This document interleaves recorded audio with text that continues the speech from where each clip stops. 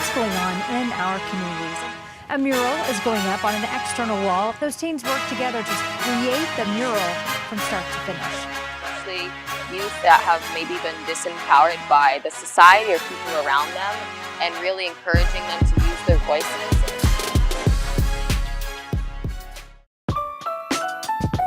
My name's Isis Pedoni, and I got started in the Yak Collective through my good friend Mimi. She just reached out to me, asked me if I'd be interested in starting some type of mural here. The way that the people actually came together, it initially started with a post. I posted on the 413 Stay Woke Sick Active page. A lot of people I didn't know, and then some people I did know. A bunch of people were also my friends, like Mars is my friend and next door neighbor. When Mimi had asked me to be a part of this, I was like, okay, cool. And she was like, all right, like give me a couple weeks, I'll make a couple phone calls. And then the rest of the people were just through other connections. So through the Facebook post or through like a friend of a friend who knew somebody, and everyone came together. And then like 2.5 weeks later, you know, we had a Facebook group full of people that were like really into doing this project. I'm an art teacher and an artist myself, and I did actually a mural with my kids at my school last year. And I just saw like kind of how it changed their viewpoint. Initially in the Yak Collective, my role was going to be doing outreach. And then it just turned into me doing whatever I needed to at the time. So whether that was painting, whether that was reaching out to different companies to see if they wanted to have the mural on their walls. Thank you, Victoria. Hi, I'm Victoria Benchino. I'm the founder of the Invincible project. Working with Victoria and the Invincible project was amazing. We could not have done any of it without them. Victoria has been so helpful because she has experience in this world and we didn't. Oh my God, Victoria is one powerful leader. She started the Invincible project to change the narrative of the way that youths, and especially BIPOC youths, are projected and perceived in this society. Love to like talk to a racist person and see why they're racist against people of color.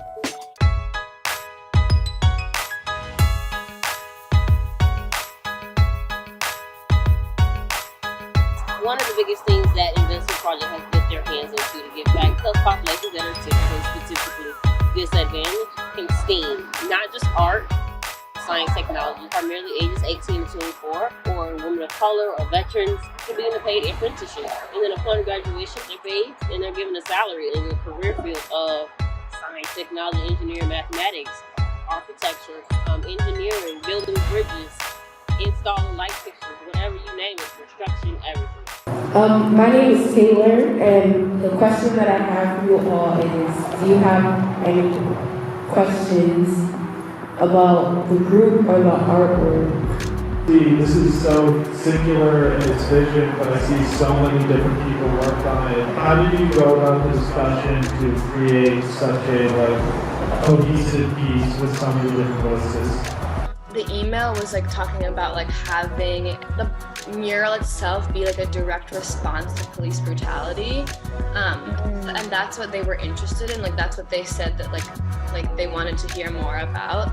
I feel like even with Mars design, like there's something to say about like, all these social constructs are inextricably linked, right? And the oppressive aspects of those structures prevent human flourishing. So the goal is so that we could all flourish as humans, right? Mars design is like, it's how we in the past have addressed like the more explicit desires of a client or a space, is we typically include some sort of poetry. Yeah, like a text. Can you repeat that, please? Are there any other words that any of you would like to say to be a part of this mural? Anybody?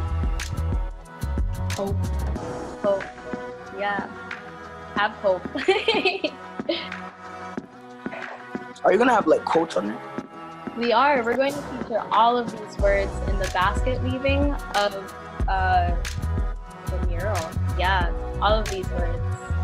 I guess you could say like, judge people by the content of their character, not the color of their skin. Strong, thank you. And I'd also like to ask, what inspires you guys to be a part of this change, a part of the collective change that is happening right now? Like, I would say that it's happening so much, so you want to change, so I want to change it, and that it can happen to me or anybody that I love, anybody that I know. So, like, it's just, you want to change that as quick as you can because you want that to happen. And it's said that it already happened to some people, their loved ones. We got people that went down in history, and then especially with George Floyd and what happened to him, I feel like, I mean, I was always against racism, but I feel like George Floyd, what happened, it really brought people to notice that racism is still alive to this day. And it just brought more people aware that some people don't like somebody because of their skin color. I feel like some people that are not really educated about this topic, sometimes they'll say, like, sometimes they only know about George Floyd, but there's hundreds of people that, like, went through this and things like that. Honestly, almost every day there's somebody new that suffers in this way. Yeah. And most of them haven't even got justice for it, so it's like crazy. Yeah. All right. And I feel like it doesn't matter how much harm, like, the police does. I feel like they always get off with, less time or maybe no time. Yeah. They get the benefit of the doubt when they're literally, like, they're regular people. They should get the equal treatment. Absolutely. And what do you guys think that we can do together to help sort of push that and make people more aware and keep pushing for equality?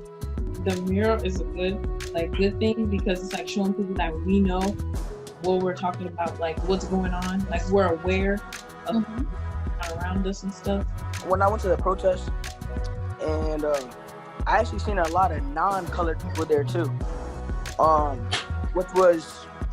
which kind of reassured me that, not everybody's, like, against us. You know what I'm saying?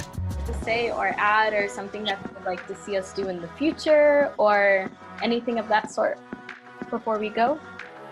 I honestly would love to, like, I mean, this sounds weird, but, like, I would love to, like, talk to a racist person and see why they're racist against people of color. That's not weird. That's actually... Yeah, that makes sense. Like, without them saying racial slurs about, just like, why are you so against people of color when they have done nothing wrong to you? You don't know their personality, nothing. Yeah. Yup. I'll be down to have that conversation any day. Like, just like a sit down conversation. Like, why do you hate us so much? Like, give me an honest answer. Why do you hate us? For sure. Where did you get it from? Is it like some type of family, like, tradition, or is it like, I don't know, like, but. And also, some people just don't believe, like, in racism ever at all. Like, some people just don't believe that racism is a thing, that they have an advantage over other people. I mean, like, I don't think people understand, but, like, in World War II, Black people, they fought for their lives, they died just to have our freedom. And it's crazy that you're gonna disrespect someone's grandfather who risked his life to give us freedom, and you're gonna disrespect him because of his color. Absolutely. Yeah. And also another thing is,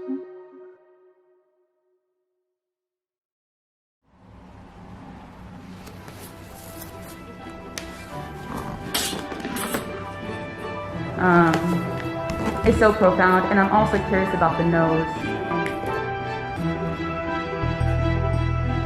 Our nation was founded on a bedrock principle. We are all created equal. The project of each generation is to bridge the meaning of those founding words with the realities of changing times.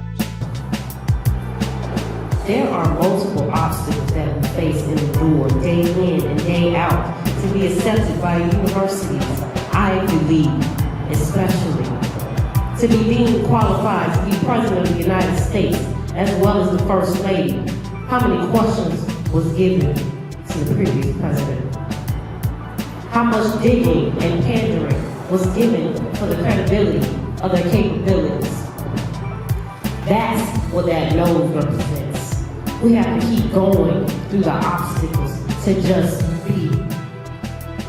Look at the Breonna Taylor case. How many obstacles did she have to go through? Her family, her legacy, her name, to not even receive justice. That is what this nose encapsulates. Her name was on billboards by billionaires. Her name was spoken amongst celebrities, the wealthiest of the wealthiest. And what happened? Justice was not served. She was not seen as an equal right, equivalent to a wall. Endangerment. Isn't that the term, wanton endangerment? Am I correct? To a damn wall. And here we are today, painting on the wall in which so many people walk by, run by, and stroll, and see, and enjoy the beauty of nature. Black women create so many different colors and variations of our skin tones. That is why it's a woman on this wall, because we birth different colors and variations. My daughter is different color than I am, but she's all mine.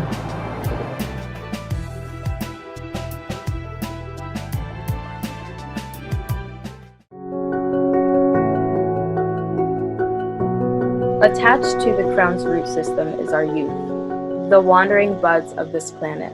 As they grow, break, and morph into who they will become, they are fed by the roots of our lineage. The next layer is the do-rag, compressing and absorbing. The black color absorbs light. The energy of our ancestors. Interrupting its vast darkness is the pride and trans flag colors. With the African symbol for harmony anchoring above, it stands to support the acceptance of all. When we learn to embrace all, including ourselves, it changes the entire energy of the root system for our youth. Below the arc of the rainbow is the third eye, glowing in the Pan-African colors. We have the wisdom from our ancestors to make the choice for a better future, for us and, most importantly, our youth. The maze and winding details that extend from the root to the wings of the nose is the bridge of our very messy history. Note that it is a maze, and there is a way out of every maze. There is a way out of our shackles. This way is through opening ourselves to all the truths that exist in the world, even if they are not what we believe. We do this so we can see all possibilities of this beautiful world as clear as the sky behind the figure. Through many tears, Black and brown men and women have been forced to swallow the continuance of injustice, locked with neck rings from dated beauty standards. Just like the shackles in our minds and by the justice system today, our figure holds a final offering, a vessel of the tears of them, their ancestors, their brothers and sisters that have died in police arms, and of the youth that have seen the same. How many more tears will be shed to free our future? Really easy to say that you are supportive of a movement like this, and it's very hard to actually take the action step to participate, to represent, for a business in Northampton to say, yes, I want you to put the face of this Black woman with the trans flag, with the Pan-African flag colors, with the pride flag on it. That is a commitment, and not that there should be any shame around that. But it's once again, it's very easy to just say, oh yeah, I support that. Oh yeah, I love that artwork. Oh yeah, that'd be great. But when it comes to logistics and representing of an individual and a business, there are definitely pathways that are blocked in that process. How do you feel about the art project that you did? Nothing. So how do you feel about the project? It's a B, right? I feel really good. I'm very happy that I did this and it came out really, really nice. case you haven't seen it, you guys should go look at it. So go show them. How do you feel about your art project? How do you feel about your art project? It was pretty fun. Seeing out my friends painting and stuff. Yeah, I didn't like going out there. It was actually pretty scary, like for real. I ain't taking a picture. It's a video. I'm gonna take a professional picture of you. What? I'm gonna take a professional picture of you. They're not pictures, they're videos. You can take a picture. It's my turn, sugar. She gave me the picture. Raven gave it to me, dirt neck. Move! I'm doing a professional photographer. So yeah, this is a day in the life of what's going on. Here go Raven smiling like we can see her underneath that mask. But you knew through the eyes. You knew through the Girl. eyes. You think I'm smiling? We don't know what you. We don't know. There go. He's recording us too.